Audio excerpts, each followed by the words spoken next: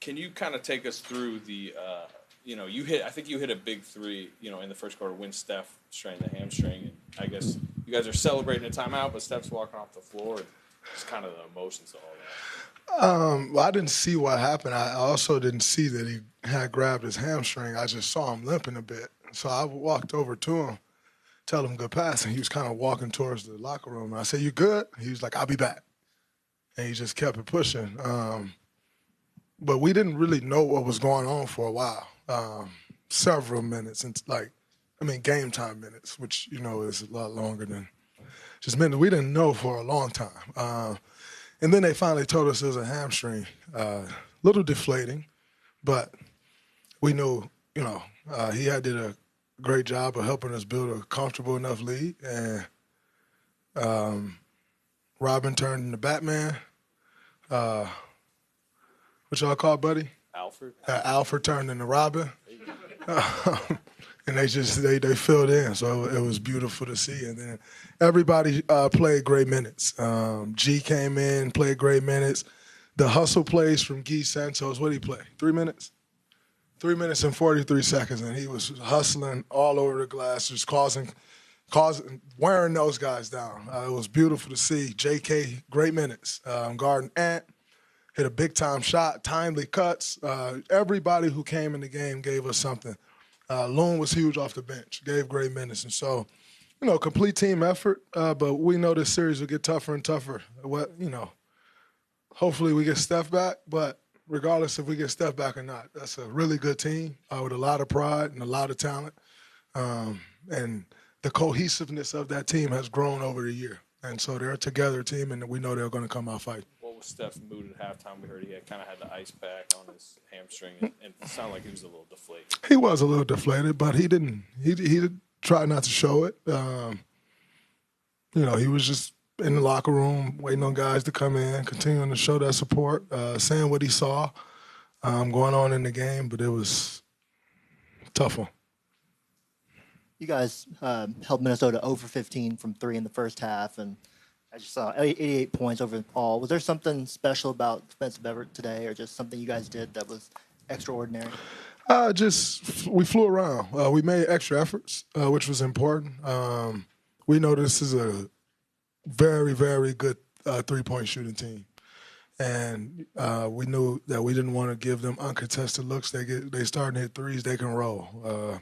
Saw that last series. And so that's, we're not going to hold them to 5 threes every night, that's for sure. But incredible job, incredible game plan put together by CD and Stack on the defensive end. I think guys did a great job of fouling it, but I think we can be a lot better. Draymond, 18 offensive rebounds, 7 by Jimmy. How'd you play bigger than these Timberwolves? I think, just being relentless. We talked about that before the game, just like, we got out-rebounded pretty badly in the Houston series.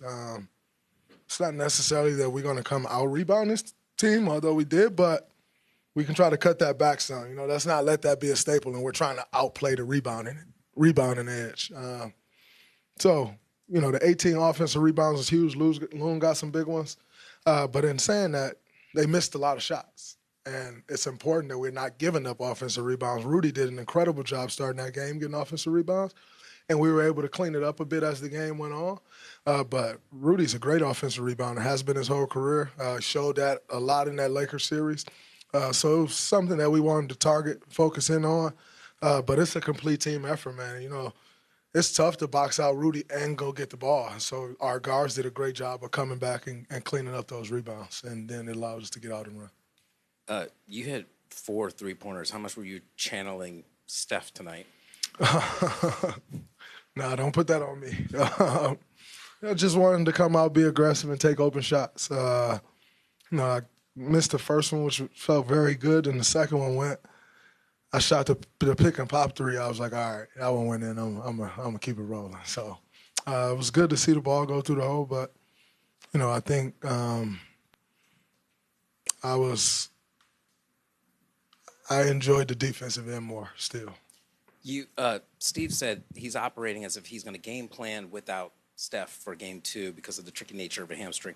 How much falls on your shoulders for playmaking? You had 18, 8, and 6 tonight. Do you feel like you're going to have to do even more? Does your role change at all offensively without Steph? I think, I had 4 turnovers again tonight, so I think just taking better care of the ball because your margin for error shrinks dramatically without Steph. And so we'll see what Coach has in store. I'm not going to come out and be like, oh, man, I need to be Steph. Like, I can't do that. But, I may have to handle a little more. We'll see, but just play my role, play the game, honor the game plan that Coach gives us. If that's me making more plays, then I'll try to do that. But we got Jimmy Butler still, who is incredible at making plays for people. So we'll just collectively continue to move the ball, try to find open guys, and try to make the right plays. We've all seen the Jimmy Buddy dynamic, and they're both new to the team. They're just it's joking, it's laughter. But is there a competitive thing with both those guys that you see and you feel beyond the laughter, or is the laughter part of all that? It's a part of it, but they have an incredible relationship. Y'all don't get to see everything, but there's times where they really go at it. That's just the nature of the game we play. They went at it in the huddle today. But it's great. You love to see guys engaged and, communicating back and forth to each other. But they have a great dynamic. Both of them playing great basketball for us is 2 great additions to this team this year. Draymond, you talked about how your role might be different without Steph. How much different is the offense without Steph?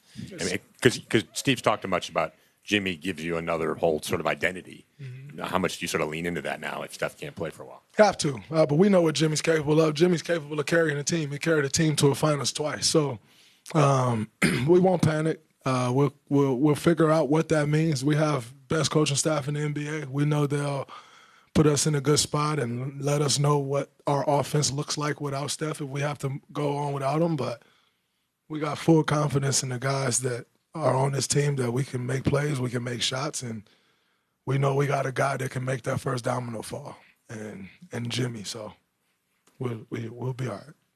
Steve said you guys really need a day, and he's going to give you a day tomorrow. I'm just wondering, after a pretty grueling 7-game series, how did everything feel today for you, and how much do you guys need the day off? You see me in the first half? You saw me bouncing to that pick and pop 3? I felt.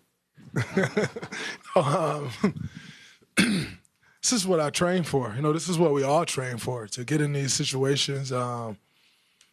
Beautiful thing about the NBA is you play back-to-backs all year, so getting 1 day of rest is plenty. Anytime you can get a day, it's always great for the recovery. So I think we have an incredible training and performance staff. And they've taught me, but this team, everyone, so much about your body and recovery and how to expedite that process. And so we follow their lead, led by Rick, but the performance led by DT, and just try to take advantage of all the recovery tactics that we can. But I felt incredible going out there tonight. As someone who's been through this a lot, what is it like watching some of these guys get their first, real high-pressure, high-stakes playoff moments? I know you're witnessing them kind of go through it. What is that like to watch? It's great, because it takes you back to those moments when it was your first time. I always tell people when I've had the absolute honor and some luck to win 4 championships. And the first one was incredible.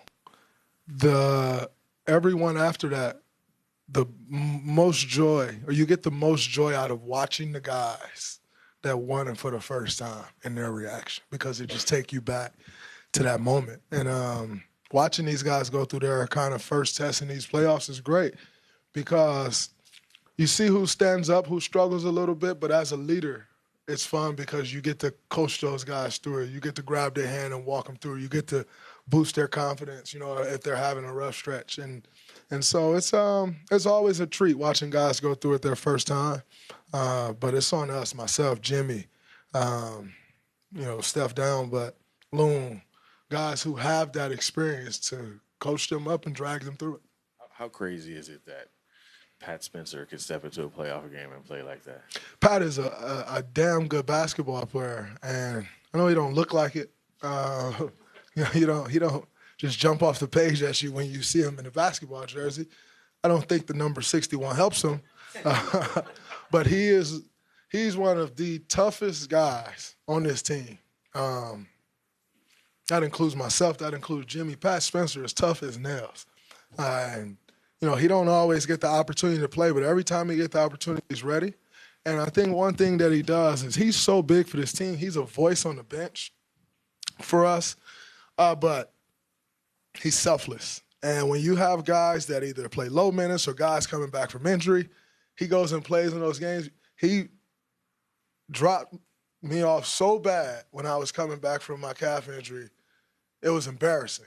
I went out there thinking I'm about to win games, and I pride myself on winning those games. And I couldn't get a win. I got one win, but I couldn't, win. And he was talking crazy to me. And I couldn't do nothing about it. I was mad as hell. But that is Pat. And he brings that same energy every single day. He works so extremely hard, extremely intelligent. And he has a chip on his shoulder. He doesn't back down from anyone. And, he's been a great addition to this team, a good find by our staff. I think he'll be around here for a long time because he just adds what he brings to the team. We're lucky to have him because he from demeanor off the court, he's one of those guys that he's always grouped in with young guys. But I think Pat's 27. He's 28. He's lived some life. And so it's always good to have kind of an elder statesman in there with the young guys. And he's not an elder statesman as far as NBA experience goes, but life experience and smart as hell. So you incorporate him with them young guys, and even when we're not with them, they're still learning because you got a guy like that who's earned the respect. It's not like, oh, man, that's Pat. They don't listen. No, he has everybody here, and it's beautiful to see him get those opportunities and produce. Draymond, what's the mood of the team right now? I can imagine coming out there, it's like an adrenaline high. You win the game on the road, a second straight win. You go in the locker room, I'm guessing reality sets in about how hard the next few games are going to be. That one was hard. They are hard games to win. Obviously, things get tougher if we got to go forward without Steph, but it's the same mission. We're trying to keep this thing going, win as many games as we can. So, I'm not going to let that reality set in right now. We'll start figuring that out tomorrow. I'm going to enjoy this win tonight, rest up, recover, and we'll get back to the drawing board. Like I said earlier, I think we got the best coaching staff in the NBA. They'll put us in a position to be successful, and it's on us to go out there and perform.